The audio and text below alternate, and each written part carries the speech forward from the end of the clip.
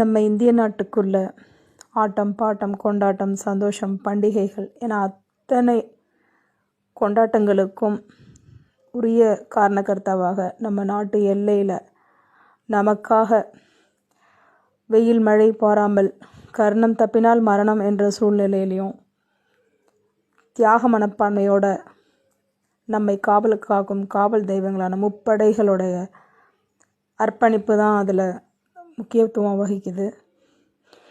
இதை உணர்ந்து நம்ம நாட்டோட சுதந்திரம் முன்னாடியாக இருக்கட்டும், இல்லை இன்றைய காலகட்டமாக இருக்கட்டும், எத்தனை துயரங்களையெல்லாம் நம்ம கடந்து வந்திருக்கோன்ற உள்ளுணர்வோட அறிவுபூர்வமாக வரலாற்றை சரியாக படித்து சரியானவர்களின் பின்னிலையில் நாம் சென்றோமே ஆனால் நம்ம எதிர்கால சந்ததிகளுக்கும் இதே சுதந்திரம் கிட்டும்.